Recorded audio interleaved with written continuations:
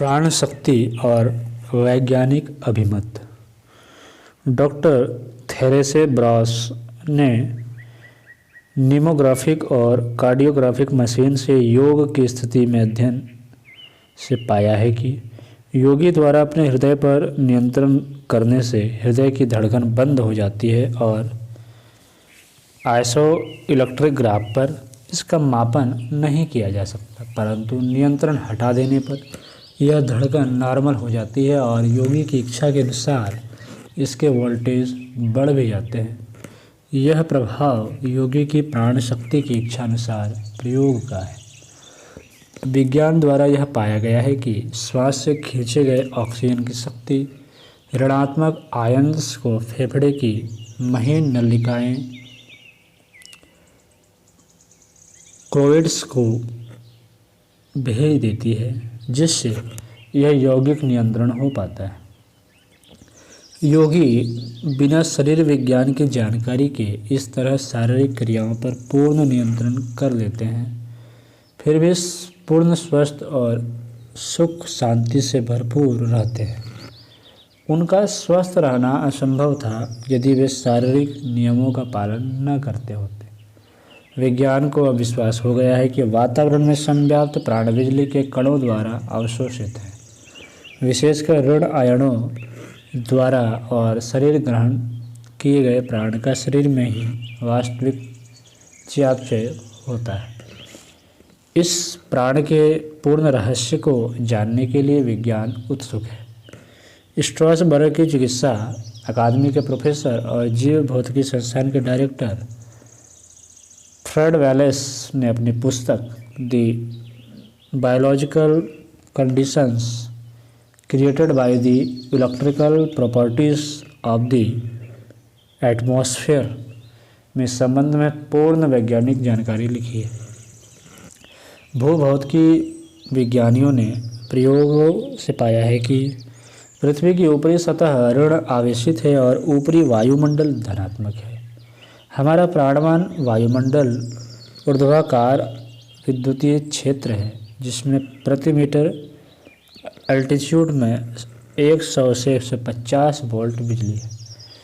चीनी वैज्ञानिक सूली डी मोरेंट के अनुसार चीन के यांग और यिन परख विचार इस संबंध में महत्वपूर्ण है। शांत वातावरण धनात्मक होता है, इसे चीनी यांग कहते हैं, जो कि सूर्य और तारों के कारण होता है।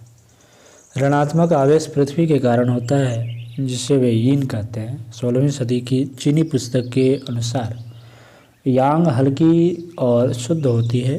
यह शक्ति ऊपर की ओर बढ़ती है, जिससे आकाश बना है। यिन भारी और मोटी होती है, जिससे पृथ्वी बनी है। आकाश की शक्ति ऊपर है और पृथ्वी की शक्ति वनस्पति में नीचे है।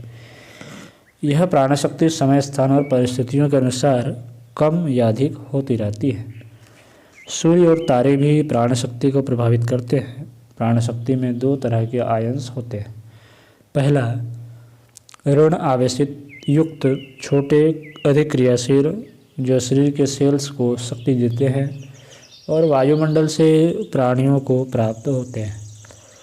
स्वच्छ आबोहवा में प्रत्येक बड़े आयन के साथ 2 या 3 ये छोटे आयन्स होते हैं। ऋण आयन्स धूल, धुआं, कोहरा और गंदी हवा से नष्ट होते हैं।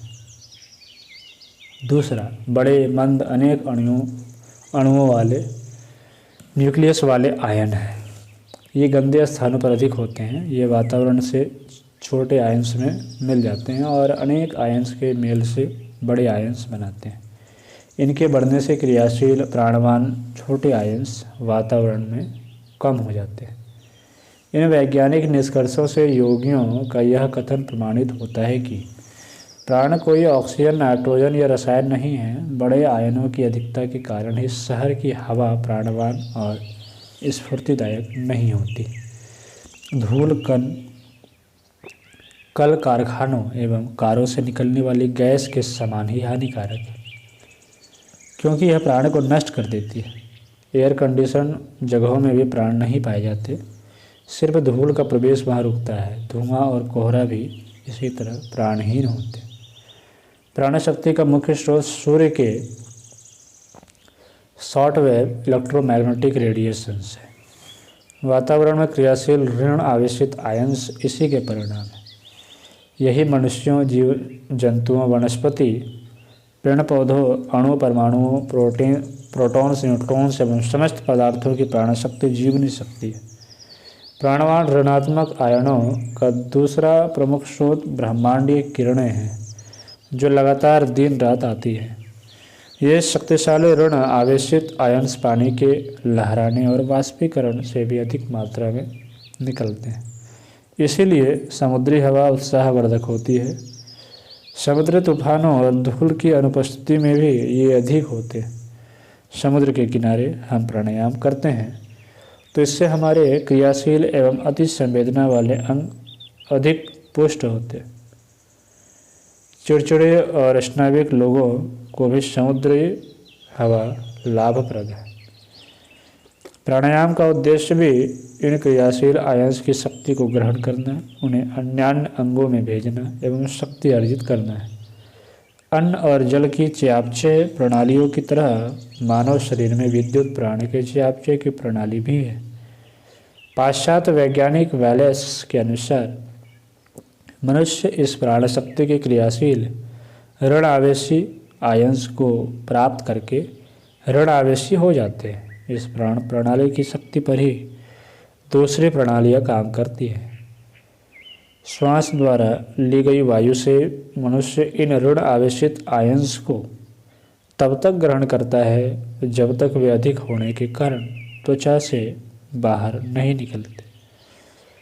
वैलेस ने अपने प्रयोगों में पाया है कि हमारे अंग ऋण आवेशी आयनों से क्रियाशील रहते हैं और इनके वृद्धि से उनके जीवनी शक्ति बढ़ती और स्फूर्ति तथा साहस में वृद्धि होती।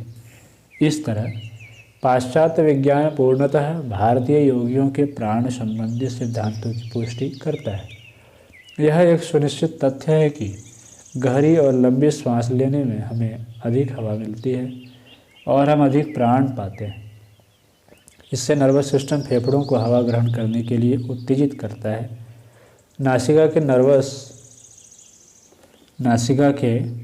नर्व्स में थोड़ा भी विक्षेप पूरे श्वसनांगों पर बहुत प्रभाव डालता है, यथा छींक। इसलिए प्राणायाम के द्वारा नथुने को अधिक फैलाकर वायु ग्रहण करने का हम अभ्यास करें।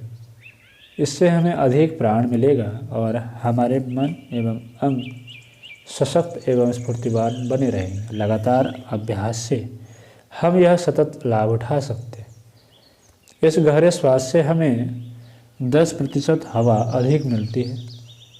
प्रति मिनट 18 श्वास के हिसाब से एक वर्ष में हम 5 लाख लीटर हवा अधिक पाएंगे, जो हमारे श्वसन अंगों एवं अन्य अंगों को अधिक शक्तिशाली बनाएंगे। अभ्यास होने पर यह सुगम होगा और श्वास प्रश्वास प्रक्रिया इससे अधिक नियमित होगी। डॉक्टर वैलेस के अनुसार मानव शरीर में बिजली अर्थात प्राण के चयापचय से अनेक बातें मालूम होती हैं। ऋण आयंस का पाचन शरीर के अंगों को क्रियाशील रखने के लिए अति आवश्यक है और क्षतिग्रस्त आयनों का शरीर से निष्कासन भी उतना ही जरूरी है। वैलेस का कथन है कि यह प्राण सूर्य के अल्ट्रावायलेट किरणों, परावैंगनी किरणों की फोटोकेमिकल प्रकाश रसायन क्रिया के द्वारा प्राप्त होता है। सूर्य स्नान हमारे विद्युत चयापचय को क्रियाशील बनाकर हमें अधिक शक्ति स्फूर्ति देता है। शरीर को पृथ्वी से पृथक इंसुलेटेड नहीं रखना चाहिए, क्योंकि लगातार क्रियाशील ऋण आयंस का प्रभाव तब शरीर में नहीं हो सकेगा। प्राणियों की परवाली चमड़ी से उनमें प्राण अधिक आकर्षित होती है और सुरक्षित बना रहता है। मनुष्य के शरीर में कपड़े पहनने से वह इंसुलेटेड हो जाता है और क्रियाशील आयंस का लाभ नहीं उठा पाता। इससे वह सुस्त और रोगग्रस्त होता है। अच्छा यही है कि प्राणायाम की विज्ञान सम्मत प्रक्रिया हर क्षण अपनाते रहा जाए। ओ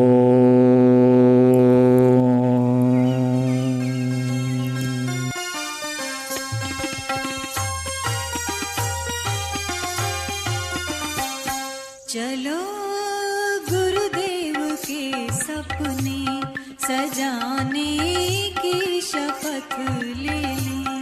चलो गुरुदेव के सपने सजाने